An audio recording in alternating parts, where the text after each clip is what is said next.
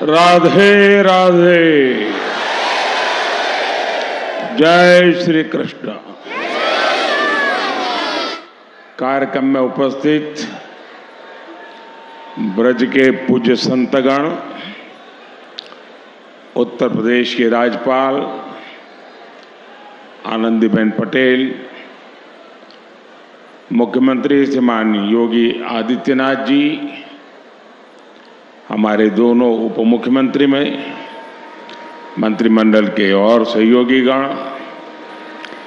मथुरा की सांसद बहन हेमा मालिनी जी और मेरे प्यारे ब्रजवासियों,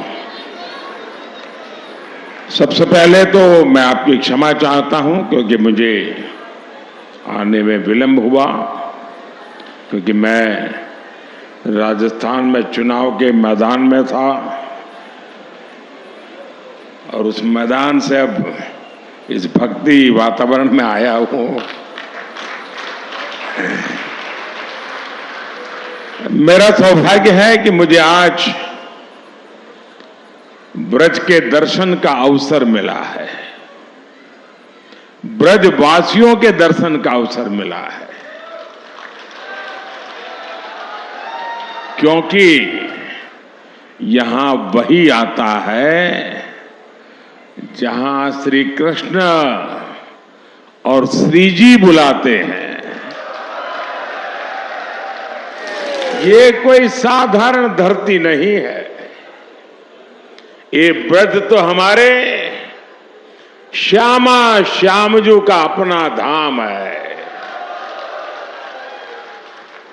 ब्रज लाल जी और लाडली जी के प्रेम का साक्षात अवतार है।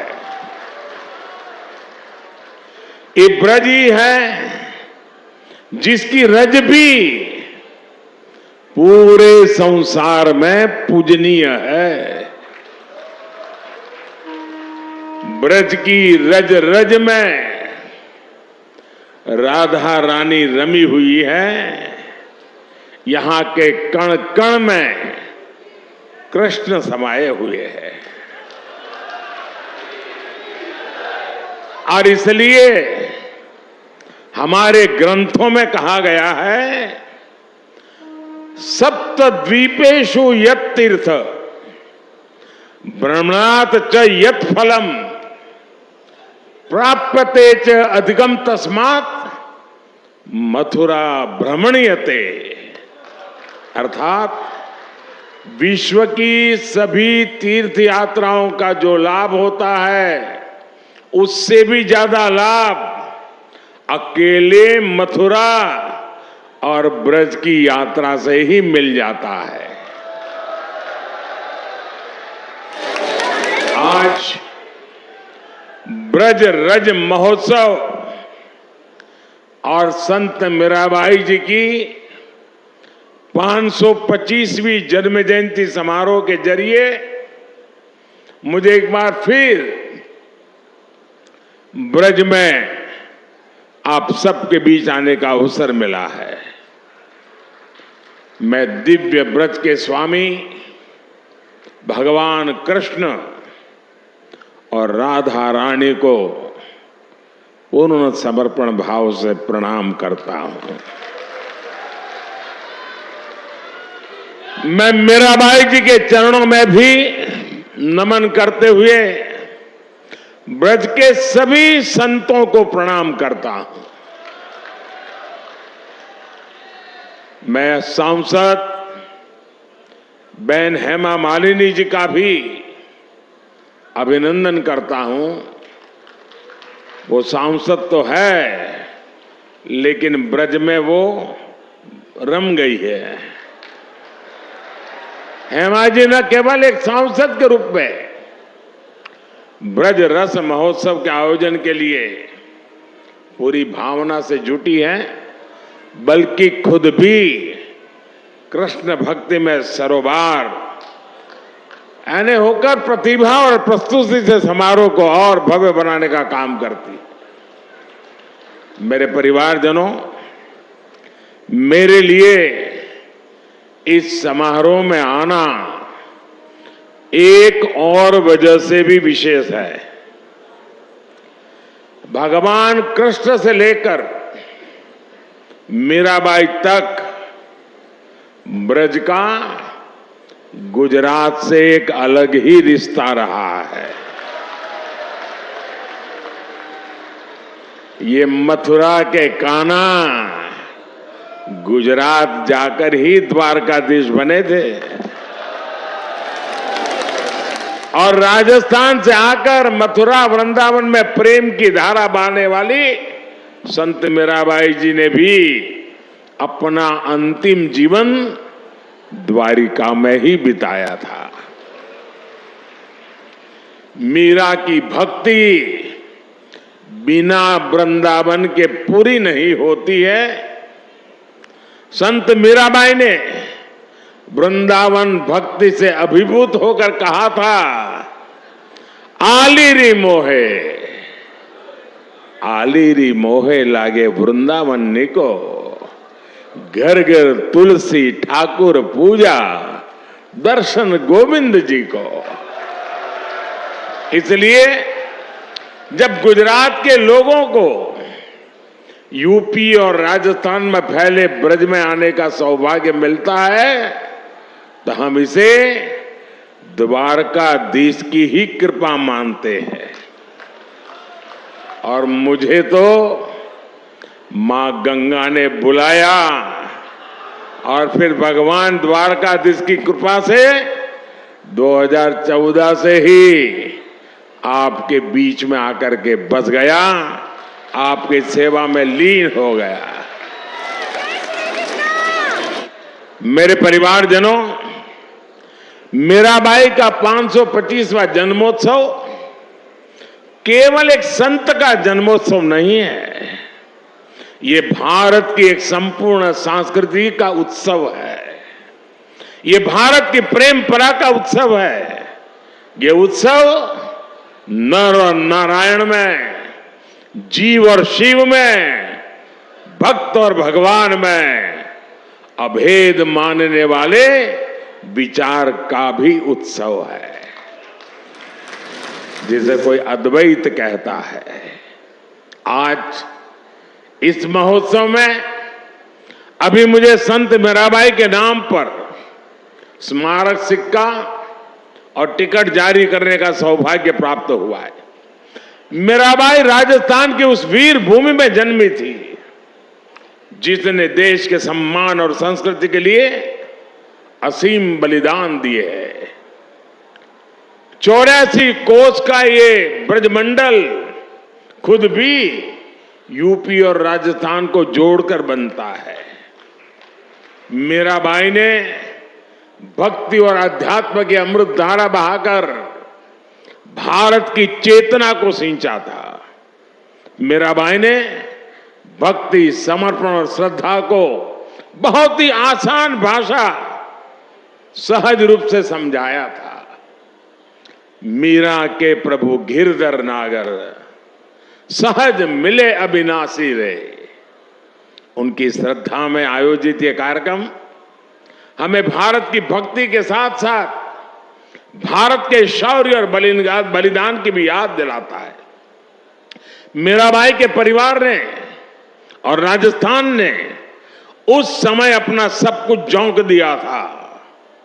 हमारी आस्था के केंद्रों की रक्षा के लिए राजस्थान और देश के लोग दीवार बनकर खड़े रहे ताकि भारत की आत्मा को, भारत की चेतना को सुरक्षित रखा जा सके। इसलिए आज का ये समारोह हमें मीराबाई की प्रेम परंपरा के साथ साथ उस पराक्रम की परंपरा की भी याद दिलाता है। और यही तो भारत की पहचान है। हम एक ही कृष्ण में बांसुरी बजाते कान्हा को भी देखते हैं और सुदर्शन चक्रधारी वासुदेव के भी दर्शन करते हैं। मेरे परिवारजनों, हमारा भारत हमेशा से नारी शक्ति का पूजन करने वाला देश रहा है। ये बात ब्रजवासियों से बेहतर और कौन समझ सकता है। यहां कन्हैया के नगर में भी लाडली सरकार की ही पहले चलती है। यहां संबोधन, संवाद, सम्मान सब कुछ राधे राधे कहकर ही होता है। कृष्ण के पहले भी जब राधा लगता है तब उनका नाम पूरा होता है। इसलिए हमारे देश में महिलाओं ने हमेशा जिम्मेदारियां भी उठाई हैं और समाज का लगातार मार्गदर्शन भी किया है। मीराबाई जी इसका भी एक प्रखर उदाहरण रही है। मीराबाई जी ने कहा था, जेतई दिसई धरनी गगन बीच, तेता सब उठ जासी, इस देही का गर्व ना करना, माटी में मिल जासी। यानी तुझे इस धरती और आसमान के बीच जो कुछ दिखाई दे रहा है, इसका अंत एक दिन निश्चित है। इस बात में कितना बड़ा गंभीर दर्शन छिपा है, ये हम सभी समझ सकते हैं। साथियों, संत मीराबाई जी ने उस कालखंड में समाज को वो राह भी दिखाई जिसकी उस समय सबसे ज्यादा जरूरत थी। भारत के ऐसे मुश्किल समय में मीराबाई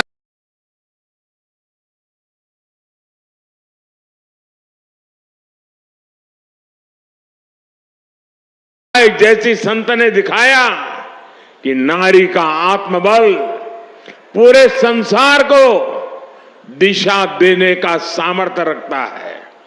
उन्होंने संत रविदास को अपना गुरु माना और खुलकर कहा भी, गुरु मिलिया संत गुरु राव रविदास जी, दीनी ज्ञान की गुटकी। इसलिए मीराबाई मध्यकाल की केवल एक महान महिला ही नहीं थी, बल्कि वो महान समाज सुधारकों और पथ प्रदर्शकों में से भी एक रही। साथियों, मीराबाई और उनके पद वो प्रकाश है जो हर युग में, हर काल में उतने ही प्रासंगिक है। अगर हम आज वर्तमान काल की चुनौतियों को देखेंगे तो मीराबाई हमें रूढ़ियों से मुक्त होकर अपने मूल्यों से जुड़े रहने की सीख देती है। मीराबाई कहती हैं, मीरा के प्रभु सदा सहाई, राखे विघन हटाए, भजन भाव में मस्त डोलती, गिरधर पै बलि जाए। उनकी भक्ति में सरलता है पर दृढ़ता भी है।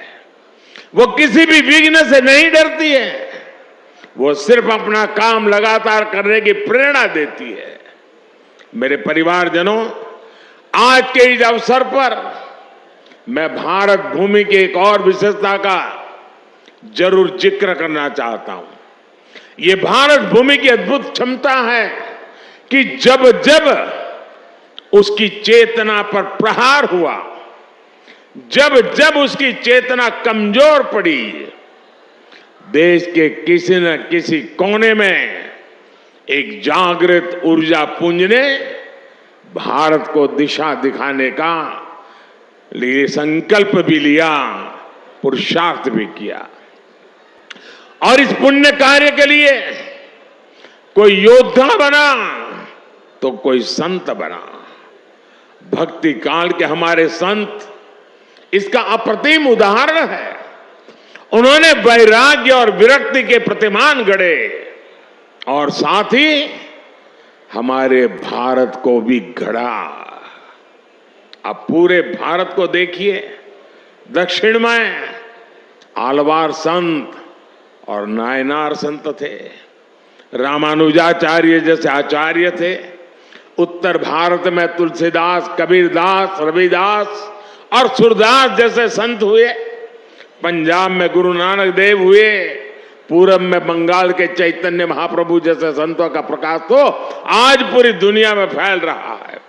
पश्चिम में भी गुजरात में नरसिंह मेहता, महाराष्ट्र में तुकाराम और नामदेव जैसे संत हुए। सबकी अलग अलग भाषा, अलग अलग बोली, अलग अलग रीति रिवाज और परंपराएं थी, लेकिन फिर भी सबका संदेश एक ही था, उद्देश्य एक ही था। देश के अलग अलग क्षेत्रों से भक्ति और ज्ञान की जो धाराएं निकली, उन्होंने एक साथ मिलकर पूरे भारत को जोड़ दिया। और साथियों, मथुरा जैसा ये पवित्र स्थान तो भक्ति आंदोलन की इन विभिन्न धाराओं का संगम स्थान रहा है। मलुकदास, चैतन्य महाप्रभु, महाप्रभु वल्लभाचार्य, स्वामी हरिदास, स्वामी हित हरिवंश प्रभु जी जैसे कितने ही संत यहां आए।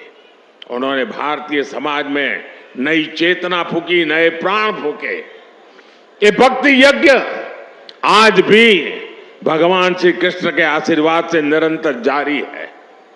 मेरे परिवारजनों, व्रत के बारे में हमारे संतों ने कहा है, वृंदावन सो वन नहीं, नंद गांव सा गांव, बंसी वट सो वट नहीं, कृष्ण नाम सो गांव।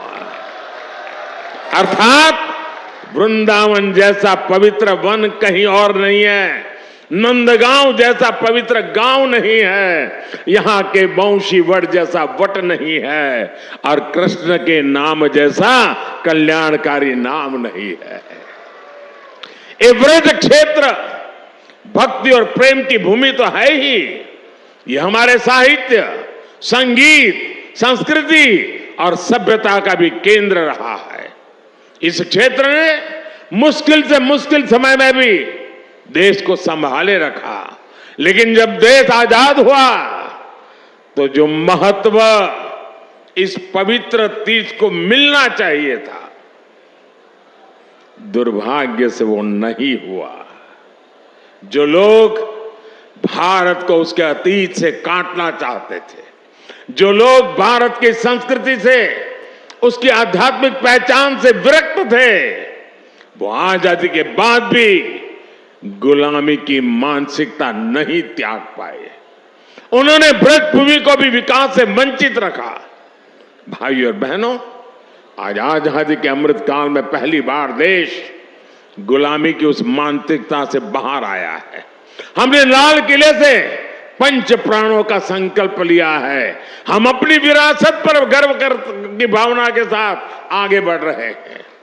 आज काशी में विश्वनाथ धाम भव्य रूप में हमारे सामने है।